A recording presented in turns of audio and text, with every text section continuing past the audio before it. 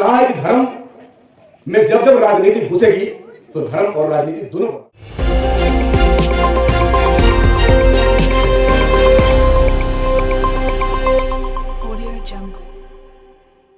जो नव जागरण हुआ, जो शिक्षा वंचितों तक पहुंची, शोषितों तक पहुंची, स्त्रियों तक पहुंची, उसका सबसे पहला काम ज्योतिबा फुले ने किया। ज्योतिबा फुले की पुस्तक भी है गुलामगिरी, कई सारे लोग इसमें पढ़े भी होंगे। आज देश भर में लोग ज्योतिबा फुले को याद कर रहे हैं। आज जरूरत है गांव गांव में उनको याद करने की, और उन्होंने जो समाज को रास्ता दिखलाया, उस रास्ते पर चलने की, उस पर चलने का संकल्प लेने की। आप जानते हैं विशेष तौर पर ज्योतिबा फुले को जिसलिए याद किया जाता है, पहली बार जब उस जमाने में स्त्रियों को शिक्षा का अधिकार नहीं था, किसी भी स्त्री को स्कूल जाने का कोई अधिकार नहीं था। आज हमारे सामने सरपंच महोदया बैठी हुई है, लेकिन उस समय स्कूल के दरवाजे महिलाओं के लिए बंद थे। किसी भी जात की महिला, किसी भी समाज की महिला, किसी भी वर्ग की महिला, उनको स्कूल जाना ही नहीं था। जितने शास्त्र लिखे गए, जितने पुराण लिखे गए, जितने ग्रंथ लिखे गए, जिनके नाम पर देश में बड़ी बड़ी बहसें हो रही हैं, जिन पर बात करने वालों को देशद्रोही कहा जा रहा है, और जिन पर कहा गया है कि इतने पाक ग्रंथ हैं कि इस पर आप कोई बात नहीं कर सकते, इस पर कोई टिप्पणी नहीं कर सकते। अभी हाल ही में शिक्षा मंत्री ने ग्रंथ पर कुछ टिप्पणी कर दिया था, तो देश भर में कितना हंगामा मचा आप लोगों ने देखा। तो किसी भी ग्रंथ ने स्त्रियों की शिक्षा की बात नहीं की थी। इस बात को स्त्रियों को जानना जरूरी है। कुछ महिलाएं हमारे बीच में बैठी हुई, वो उन ग्रंथों को और उन ग्रंथों द्वारा रचित नायकों की पूजा करती है, लेकिन ना ही उन ग्रंथों ने, ना ही उनके ग्रंथों से निकले हुए नायकों ने कभी स्त्री शिक्षा के बारे में विचार किया। ये बहुत ही अकाट्य सत्य है, इसको कोई काट नहीं सकता। आलोचनाएं अपनी जगह, विरोध अपनी जगह। ये पहले व्यक्ति हुए ज्योतिबा फुले जिन्होंने कहा कि नहीं, स्त्रियों को पढ़ने का अधिकार होना चाहिए। और सबसे पहले इन्होंने अपनी पत्नी सावित्रीबाई फुले को शिक्षा दी। खूब लोग हंसी उड़ाते थे, खूब मजाक उड़ाते थे। आप लोग जानते हैं दुनिया भर की कहानियां, दुनिया भर के लेख ज्योतिबा फुले, उनके जिंदगी के बारे में प्रकाशित है, और आप सब में से बहुत सारी कहानियों को जानते हैं। मैं उन कहानियों में नहीं जाना चाहता, लेकिन कई सारे लोगों ने लिखा कि चूंकि उस समय दलितों को भी पढ़ने का राइट नहीं था, दलितों को के लिए कोई स्कूल नहीं बना, गुरुकुल था, तो उस गुरुकुल में पिछड़ों को, दलितों को पढ़ने का राइट नहीं था। उन गुरुकुलों में उन्हीं के बच्चे पढ़ते थे जो राजा के बेटा थे, जो पुरोहित के बेटा थे। बाकी प्रजा, जो असंख्य प्रजा थी, जो गरीब थे, दलित थे, पिछड़ा थे, उनको पढ़ने का कोई अधिकार नहीं था। कई सारे लेखकों ने लिखा कि तमाम जातियों के स्त्रियों की हालत दलितों के बराबर थी। अगर वो चले गए होते तो ये दंगा फसाद होता ही नहीं। मतलब अगर आप यहां पे हैं तो दंगा फसाद हो। तमाम राम को बहुत लोग मानते हैं, राम तो कबीर के भी है, राम तो कबीर के भी है। आपको तय करना है कि कबीर के राम को मानिएगा कि तुलसीदास के राम को मानिएगा। ये तो इसके लिए समझना पड़ेगा ना कि कबीर के राम कौन है, इस बात को समझना पड़ेगा। वो एक निराकार आस्था उनके दिल में थी। वो किस राज्य के राजा नहीं थे, लेकिन फिर भी हम मान लेते हैं, चलिए आस्था है, प्रेम है, भरोसा है, विश्वास है, मनुष्य को जीने के लिए उन तमाम चीजों की आवश्यकता है, ठीक है, मानिए। लेकिन किस ग्रंथ ने लिखा भाई कि आप जिनको मानते हैं उनकी तस्वीर लेकर किसी धर्म पे हमला कर दीजिए? और धार्मिक जुलूसों में जब से राजनीतिक पार्टियों के पोस्टर लगने शुरू हो गया, जब से राजनीतिक पार्टियों के नेता धार्मिक जुलूसों का नेतृत्व करना शुरू किए हैं, तब से धर्म को भी इन लोगों ने बर्बाद कर दिया है और तहस नहस कर दिया। हम तो जानते हैं हिंदू धर्म को लोग बदनाम कर रहे हैं। हिंदू धर्म का दिल कभी भी इतना छोटा नहीं था जो कि दूसरे धर्म के लोगों को बर्दाश्त ना कर सके। वो तो बड़ा हृदय था। लेकिन इतना छोटा हृदय किसने बनाया? आज तो इस बात पर बहस है कि आरएसएस का हिंदुत्व और भारत का हिंदुत्व में क्या अंतर है। और हम तो कायदे से दावे से कह सकते हैं कि आरएसएस का हिंदुत्व भारत का हिंदुत्व नहीं है। भारत का सनातनी संस्कृति आरएसएस का हिंदुत्व जो वर्तमान हिंदुत्व है वो कभी नहीं रहा।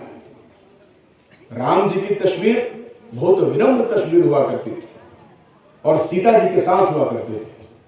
पहले इन लोगों ने, स्त्री विरोधी लोगों ने राम की तस्वीर से सीता को खत्म किया और उसके बाद राम जी की तस्वीर को गुसैल टाइप का तस्वीर में तब्दील कर दिया। और हनुमान जी की तस्वीर तो पोस्टर में देख करके आपको डर लगता है। जिस तरीके का एंग्री हनुमान, अरे भाई हनुमान जी करुणा के सागर, जैसा कि रामायण में लिखा हुआ है, उन्हीं की अगर बात करें, माइथोलॉजी की बात करें तो उसी के हिसाब से। इसलिए बहुत डिटेल में आजकल बातें हो रही। बाबा साहब डॉक्टर अम्बेडकर ने स्पष्ट कहा, मैं इसी बात के साथ अपनी बात को समाप्त करूंगा और ये बात अब कहना ज्यादा जरूरी है। मैं समझता हूं कि इस बात को आप लोग इसका प्रचार कीजिए, क्योंकि बाबा साहब अम्बेडकर ने स्पष्ट कहा कि भारत जिस दिन हिंदू राष्ट्र डिक्लेयर होगा, घोषित होगा, तो हम ऐसे भारत को कभी पसंद नहीं करेंगे। तो बाबा साहब ने कहा, और हिंदू राष्ट्र किसके लिए? भारत सेकुलर है, भारत धर्मनिरपेक्ष है, यहाँ सभी धर्मों को, सभी पंथों को, सबको रहने का अधिकार है। अगर किसी एक धर्म का देश बन जाए, हम बहुसंख्यक हैं, हमारा लालच हो सकता है कि भाई हम तो हिंदू हैं, तो हिंदू राष्ट्र बन जाएगा तो अच्छा ही हो जाएगा। लेकिन हमको इतना व्यक्तिवादी बनने की आवश्यकता कब से हो गई, या कब से हम इतने सेल्फिश हो गए कि हम अपने ही बारे में सोचते हैं? क्या इस देश में सेल्फिश होना होता है?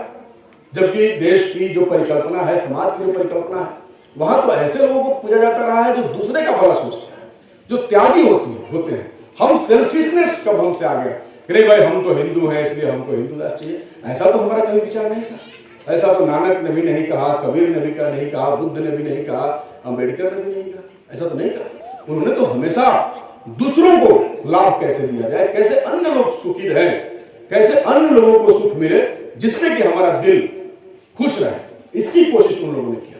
तो हमारे राष्ट्र जो एक दुनिया का सबसे शानदार देश है, अद्भुत देश है, जहां सभी धर्मों को बराबर अधिकार दिया गया, बराबर वोटिंग राइट का अधिकार, बराबर नौकरी करने का अधिकार, बराबर व्यवसाय करने का अधिकार, एक समान जिंदगी जीने का अधिकार। हमारा देश वाकई में शानदार है और हमें अपने देश की इस खूबसूरती पर गर्व है।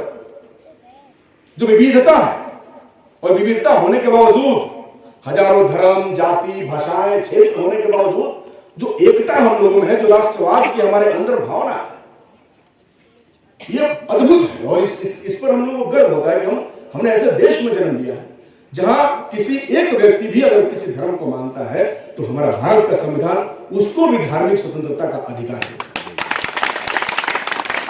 तो अगर हम ये कह दें कि भारत फला धर्म का राष्ट्र बन जाएगा, तो फिर भारत का सेकुलरिज्म और भारत की विविधता और इतना बड़ा हृदय जिसके नाम पर भारत को विश्व गुरु माना जाता है, आज भारत को विश्व गुरु बनाने का ढोंग रचने वाले भारत की जो पहचान है उसी को खत्म कर देना चाहते हैं।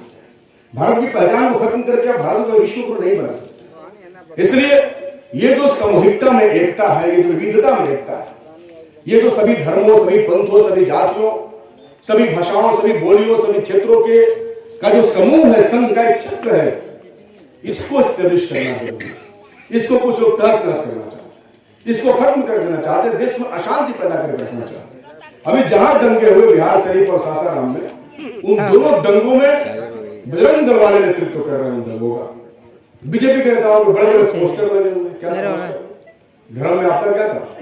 अभी देश का माननीय सर्वोच्च न्यायालय ने एक फैसला, बहुत शानदार फैसला दिया। उन्होंने कहा है कि धर्म में जब जब राजनीति घुसेगी तो धर्म और राजनीति दोनों बर्बाद होगा। इसलिए किसी भी आप धर्म के मानने वाले हो, हम सभी लोगों से कहेंगे कि उसमें किसी तरीके का राजनीतिक हस्तक्षेप आपको मना करना चाहिए। नहीं तो आपके धर्म, आपकी जिंदगी, आपके स्वभाव और आपकी संस्कृति को, ये सारी चीजें, उनकी राजनीति जो है वो खत्म कर देंगी। इसलिए आज अगर हम ज्योतिबा फुले को याद कर रहे हैं तो निश्चित तौर पे हमें खुलेआम बातों और विचारों को रखना चाहिए। बातों को दबा करके रखने की कोई जरूरत नहीं है। जो बातें हैं वो होनी चाहिए और जो बातें हैं उसको मानना चाहिए। और निश्चित तौर पे मैं आखिर में यही कहूंगा कि हमें पहचानना होगा कि सही में कौन रास्ते पर चल रहा है। अगर हम नहीं पहचान पाएंगे तो रास्ते से हम भटक जाएंगे और हमारा भटकाव जो है हमारे लिए बहुत आत्मघाती साबित होगा, जैसा कि हो रहा है।